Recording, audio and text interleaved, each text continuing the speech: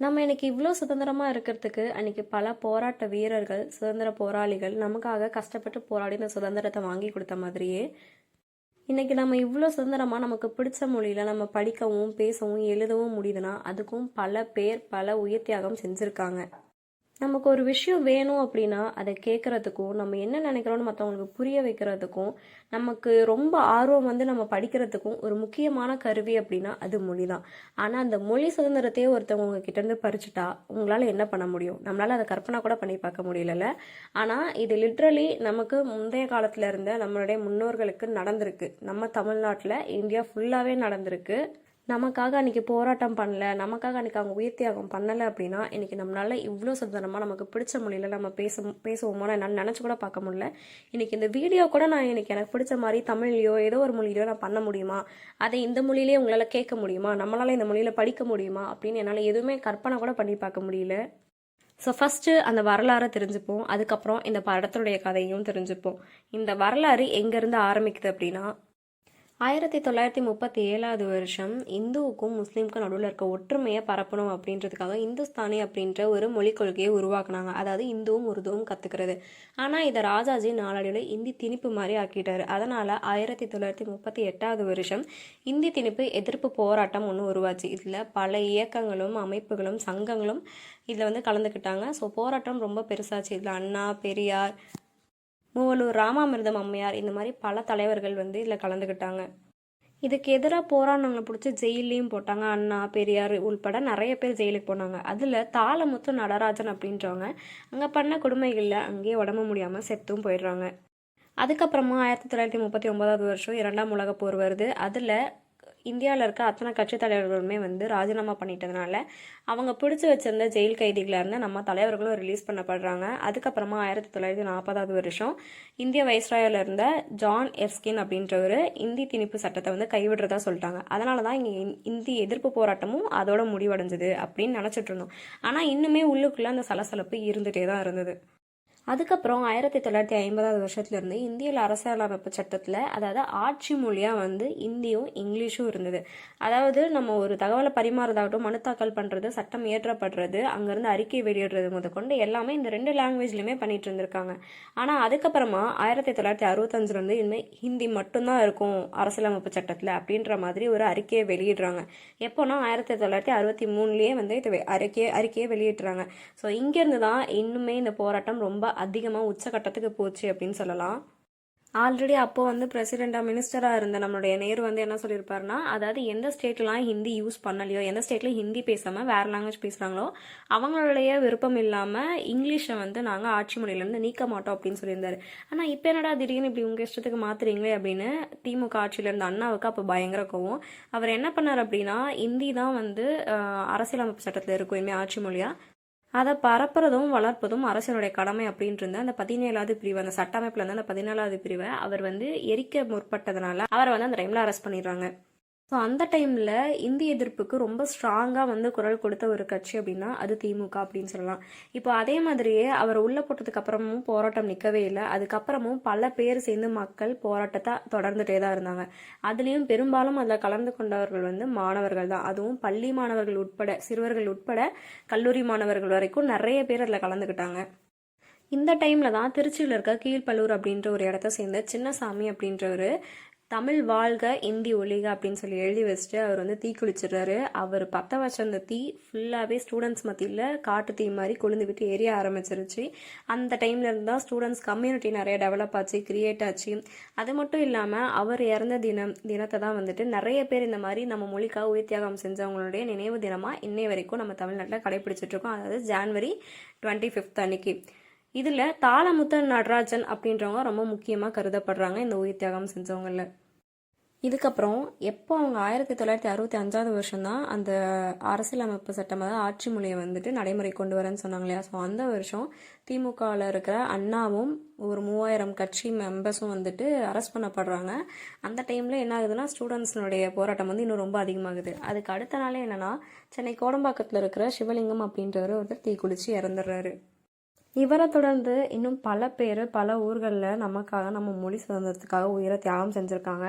அதுக்கப்புறமா 1965 சிஎம்மாக இருந்த காங்கிரஸ் கட்சி தலைவர் அவர் என்ன பண்ணுறாரு அப்படின்னா இந்த எதிர்ப்பு வந்து புரிஞ்சுக்காம திருப்பி எதிர்ப்பு போராட்டத்தை நடத்துகிறவங்கள முடக்கிறதுக்கு தான் ட்ரை பண்ணுறாரு. ஸோ அப்படி ஒரு 5000 பேர் கிட்ட அரெஸ்ட் பண்ணப்படுறாங்க. நிறைய இடத்துல வந்து அந்த 5000 பேரில் வந்து 2000 பேர் கிட்ட வந்து 16 வயசுக்கு கீழே இருக்காங்க. ஸோ இப்போ என்னன்னா போராட்டம் இன்னும் ரொம்ப பெருசாகுதாங்க. ரயில் அது இதுன்னு எல்லாத்தையும் எரிக்கிறது, அந்த மாதிரி ரொம்ப வந்து போராட்டம் வன்முறையை கையில் எடுத்து ரொம்ப பெருசாக போயிட்டுருக்கு. அந்த டைமில் கிட்டத்தட்ட கொஞ்ச நாளைக்கு ட்ரெயின் எதுவுமே ஓடலை, கவர்மெண்ட் பஸ்ஸஸ் எதுவும் ரன் ஆகலை, போராட்டம் இவ்வளோ பெருசாக போயிட்டே இருக்கு. இந்த டைமில் தான் என்ன ஆகுது அப்படின்னா இன்க்ளூடிங் அந்த டைமில் ஸ்கூல் ஸ்டூடெண்ட்ஸே ஏகப்பட்ட பேர் வந்து போராட்டத்தில் கலந்துக்கிட்டாங்க. இவங்களை விட்டால் இப்படியே வளர்ந்துட்டே போவாங்க, இவங்களை அடக்கி வைக்கணுமேனு அந்த டைமில் என்ன பண்ணுறாங்கன்னா கிட்டத்தட்ட சரௌண்டிங்கில் இருக்க எல்லா ஸ்டேட்ஸ்லேருந்தும் கலந்து ஒரு 30,000 போலீஸ் கிட்ட வராங்க. அது மட்டும் இல்லாமல் ஒரு 5,000 மிலிட்ரி ஆஃபீஸர்ஸ் கொண்டு வராங்க நம்மளை எல்லாருமே அடக்கி வைக்கிறதுக்காக. அதில் நிறைய பேர் அன்றைக்கி வந்து அரெஸ்ட் பண்ணப்படுறாங்க, இன்க்ளூடிங் ஸ்கூல் ஸ்டூடெண்ட்ஸ் முதற்கொண்டு. ஸோ ஆல்ரெடி வந்து போராட்டத்தில் துப்பாக்கி சூடு நடத்தப்படலாம் ஸ்டூடெண்ட்ஸ் மேலே அப்படின்ற ஒரு இன்ஃபர்மேஷன் வந்த உடனே அண்ணா போதும் போராட்டத்தை கைவிட்டுடலாம், நம்ம ஆல்ரெடி நம்மளுடைய எதிர்ப்பை தெரிவிச்சிட்டோம், இதுக்கு மேலே அவங்க என்ன பண்ணுமோ அதை அவங்களே முடிவு பண்ணிக்கிட்டோம், நம்ம போராட்டத்தை கைவிட்டுடலாம் அப்படின்னு தான் சொல்லியிருக்கிறாரு ஸ்டூடெண்ட்ஸினுடைய கம்யூனிட்டி லீடர்ஸை கூப்பிட்டு. ஆனால் அவங்க இவர் சொன்னதை கேட்கல, நாங்கள் ஸ்டில் ப்ரொட்டஸ்ட் பண்ணுவோம் அப்படின்னு சொல்லி அதுக்கு மேலேயும் ப்ரொட்டஸ்ட் பண்ணியிருக்காங்க. அதில் துப்பாக்கி சூடு நடத்துனதில் நிறைய ஸ்டூடெண்ட்ஸ் இறந்தும் போயிருக்காங்க. அதுக்கப்புறமா அந்த டைமில் இருந்த சிஎம், அதாவது பக்த வஸ்தலம் அப்படின்றவர் என்ன பண்ணியிருக்காருன்னா அந்த டைமில் பிரைம் மினிஸ்டராக இருந்த லால் பகதூர் சாஸ்திரி இந்த மாதிரி ஆல்ரெடி நேரு சொன்ன அதே கொள்கையை வந்து பின்பற்றப்படும் அப்படின்னு சொல்லிட்டாருப்பா.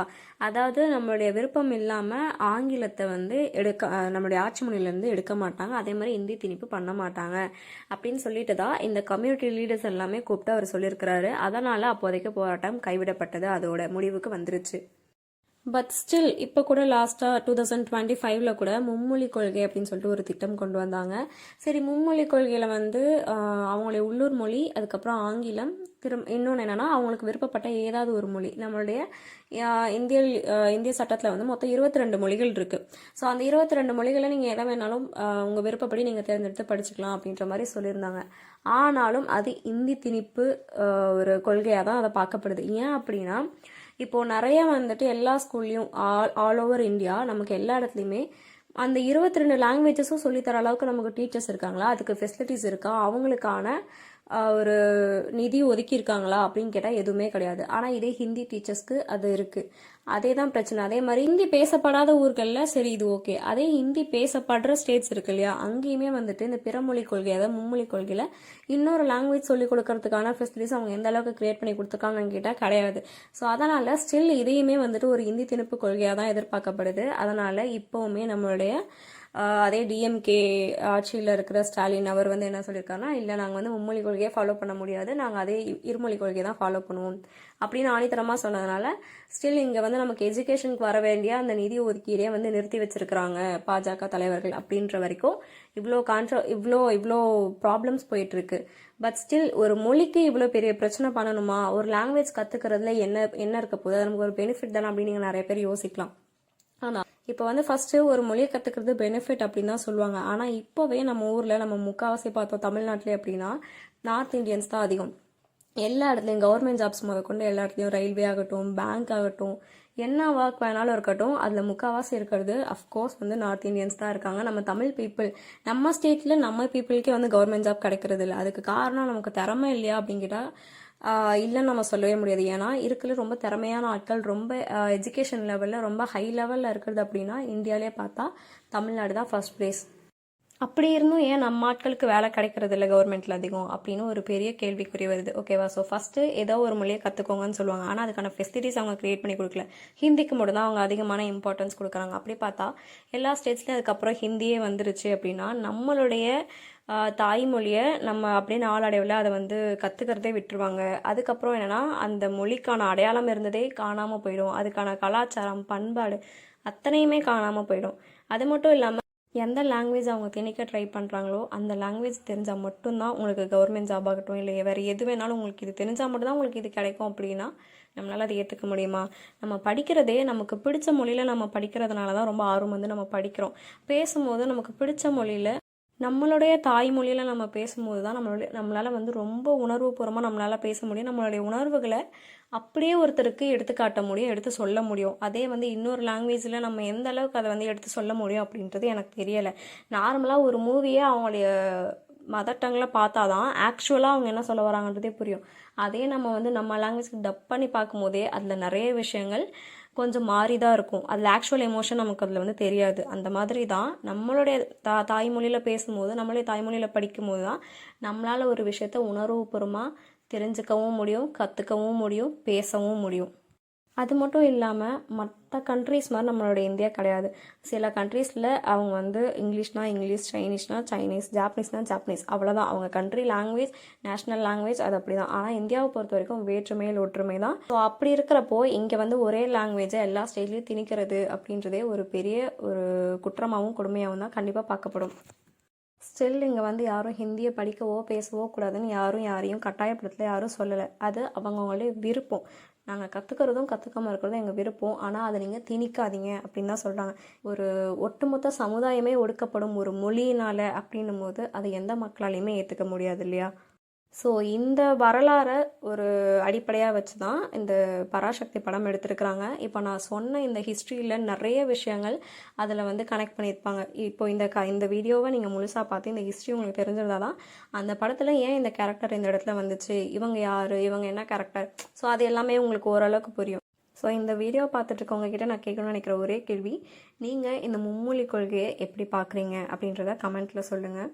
வீடியோ ரொம்ப லென்த்தாக போகிறதுனால நான் வந்து பராசக்தி மூவியோட எக்ஸ்ப்ளனேஷனை இன்னொரு வீடியோவை போடுறேன்.